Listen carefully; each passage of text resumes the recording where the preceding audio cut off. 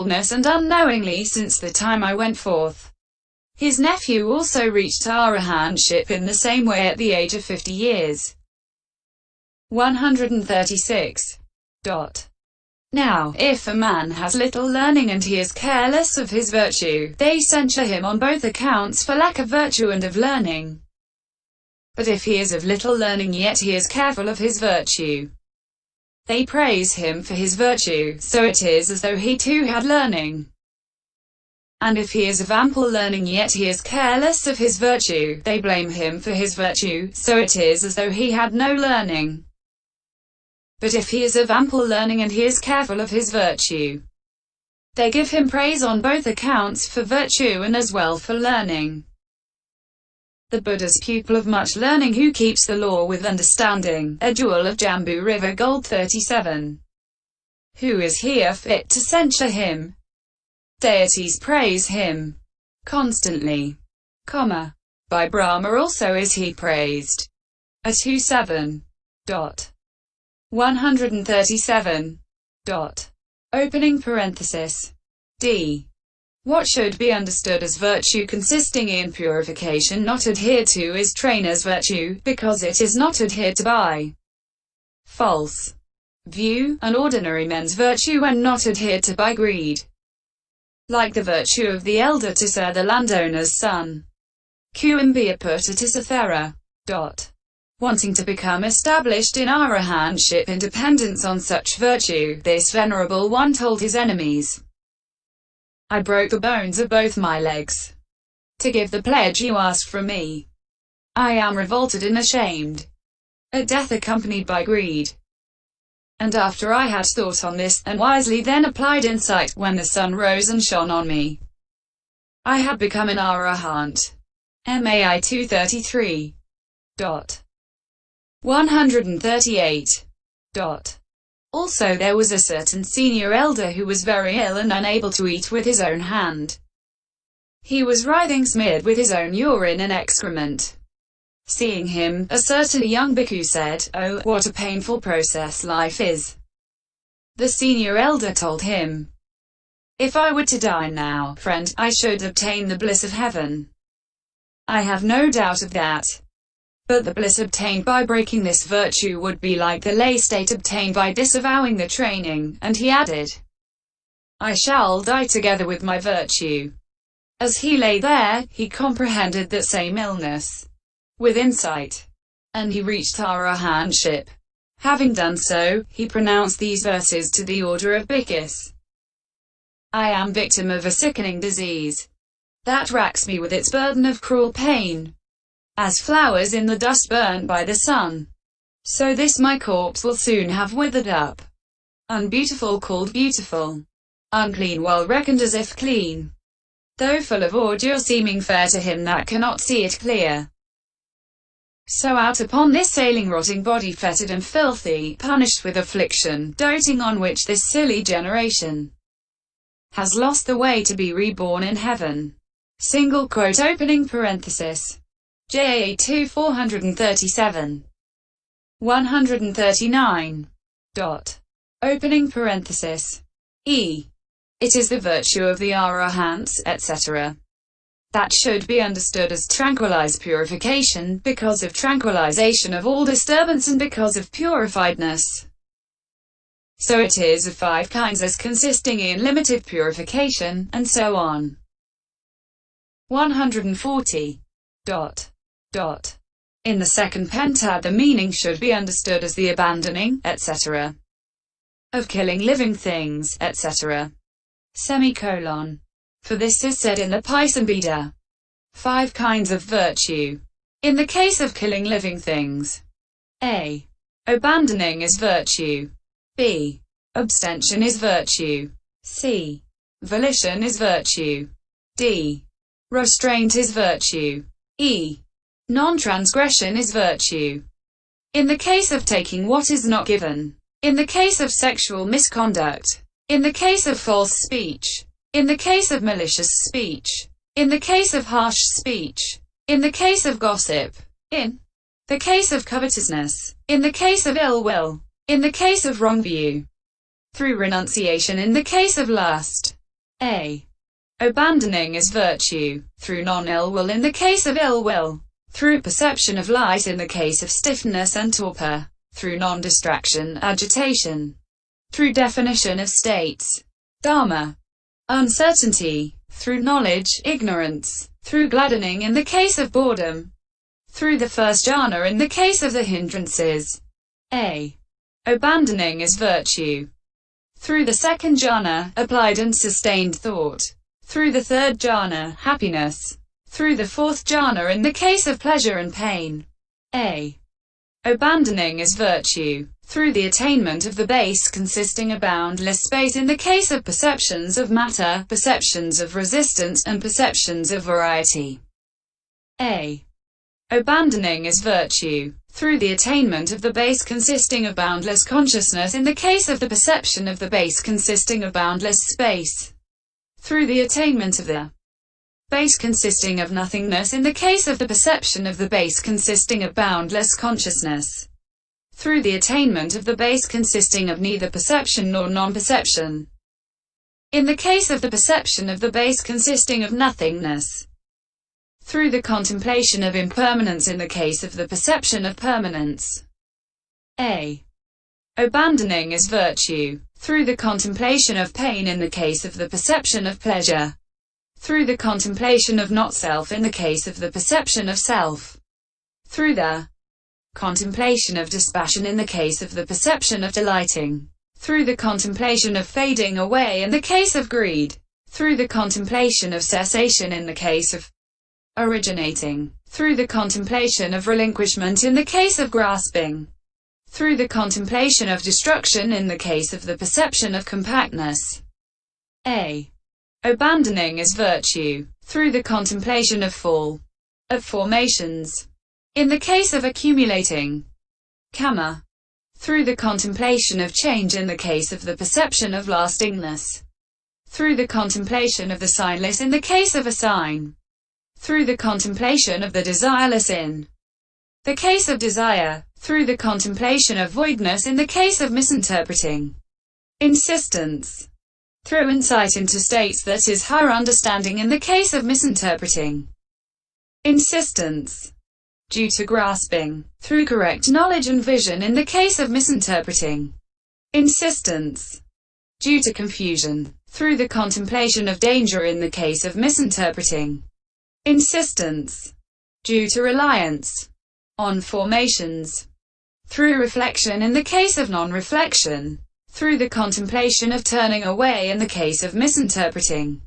insistence, due to bondage, through the path of stream entry in the case of defilements coefficient with false view. A. Abandoning is virtue, through the path of once return in the case of gross defilements, through the path of non-return in the case of residual defilements, through the path of Arahantship in the case of all defilements. A. Abandoning is virtue. B. Abstention is virtue. C. Volition is virtue. Opening parenthesis. D. Restraint is virtue. E. Non-transgression is virtue. Such virtues lead to non-remorse in the mind, to gladdening, to happiness, to tranquility, to joy, to repetition, to development, to cultivation, to embellishment, to the requisite for concentration, to the equipment of concentration, to fulfillment, to complete dispassion, to fading away, to cessation, to peace, to direct knowledge, to enlightenment, to nibbana. 38. Pi Psi 46-47. 141. And here there is no state called abandoning other than the mere non-arising of the killing of living things, etc. as stated. But the abandoning of a given unprofitable state upholds a given profitable state in the sense of providing a foundation for it, and concentrates it by preventing wavering, so it is called virtue. Sila, in the sense of composing. Salana, reckoned as upholding and concentrating as stated earlier. Section 19. The other four things mentioned refer to the presence 39 of occurrence of will as abstention from such and such. as restraint of such and such, as the volition associated with both of these, and as non-transgression in one who does not transgress such and such. But their meaning of virtue has been explained already. So it is of 5 kinds, as virtue consisting in abandoning, and so on. 142. At this point the answers to the questions, what is virtue? In what sense is it virtue? What are its characteristic, function, manifestation, and proximate cause? What are the benefits of virtue? How many kinds of virtue are there? A complete. 143. However, it was also asked. 6. What is the defiling of it? And what is the cleansing of it? We answer that virtue's tornness, etc., is its defiling, and that its untornness, etc., is its cleansing. Now, that tornness, etc., are comprised under the breach that has gain, fame, etc., as its cause, and under the 7 bonds of sexuality. When a man has broken the training course at the beginning or at the end in any instance of the 7 classes of offenses, his virtue is called torn, like a cloth that is cut at the edge. But when he has broken it in the middle, it is called rent, like a cloth that is rent in the middle. When he has broken it twice or thrice in succession, it is called blotched, like a cow whose body is some such color as black or red with a discrepant color appearing on the back or the belly. When he has broken it all over, at intervals, it is called mottled, like a cow speckled all over, with discrepant colored spots at intervals. This in the first place, is how there comes to be tornness with the breach that has gain, etc., as its cause. 144. And likewise with the 7 bonds of sexuality. For this is said by the Blessed One. Here, Brahman, some ascetic or Brahman claims to lead the life of purity rightly. For he does not enter into actual sexual intercourse with women. Yet he agrees to massage, manipulation, bathing and rubbing down by women. He enjoys it, desires it and takes satisfaction in it. This is what is torn, rent, blotched and mottled in one who leads the life of purity. This man is said to lead the life of purity that is unclean. As one who is bound by the bond of sexuality, he will not be released from birth, aging and death, he will not be released from suffering, I say. 145. Furthermore, Brahman, while he does not agree to these things, yet he jokes, plays and amuses himself with women. 146. Furthermore, Brahman, while he does not agree to these things, yet he gazes and stares at women eye to eye. 147. Furthermore, Brahman, while he does not agree to these things, yet he listens to the sound of women through a wall or through a fence as they laugh or talk or sing or weep. 148. Furthermore, Brahman, while he does not agree to these things, yet he recalls laughs and talks and games that he formerly had with women. 149. Furthermore, Brahman, while he does not agree to these things, yet he sees a householder or a householder's son possessed of, endowed with, and indulging in, the 5 chords of sense desire. 150. Furthermore, Brahman, while he does not agree to these things, yet he leads the life of purity aspiring to some order of deities. Thinking through this rite, virtue, or this ritual, vow, or this asceticism, I shall become a great deity or some lesser deity. He enjoys it, desires it, and takes satisfaction in it. This Brahman is what is torn, rent, blotched and mottled in one who leads the life of purity. This man will not be released from suffering, I say. AIV 54-56. This is how tornness, etc., should be understood as included under the breach that has gain, etc., as its cause and under the 7 bonds of sexuality. 151. Untornness, however, is accomplished by the complete non-breaking of the training precepts. by making amends for those broken for which amends should be made, by the absence of the 7 bonds of sexuality, and, as well, by the non-arising of such evil things as anger, enmity, contempt, domineering, envy, avarice, deceit, fraud, obduracy, presumption, pride, conceit, haughtiness, conceit, vanity, and negligence. Mn 7. And by the arising of such qualities as fewness of wishes, contentment, and effacement. Mn 24. 152. Virtues not broken for the purpose of gain, etc., and rectified by making amends after being broken by the faults of negligence, etc., and not damaged by the bonds of sexuality and by such evil things as anger and enmity, are called entirely untorn, unrent, unblotched, and unmottled. And those same virtues are liberating, since they bring about the state of a freeman, and praised by the wise, since it is by the wise that they are praised, and unadhered to, since they are not adhered to by means of craving and views, and conducive to concentration, since they conduce to access concentration or to absorption concentration. That is why their untornness, etc., should be understood as cleansing. See also 7. F. Closing parenthesis. 153. This cleansing comes about in 2 ways. Through seeing the danger of failure in virtue, and through seeing the benefit of perfected virtue.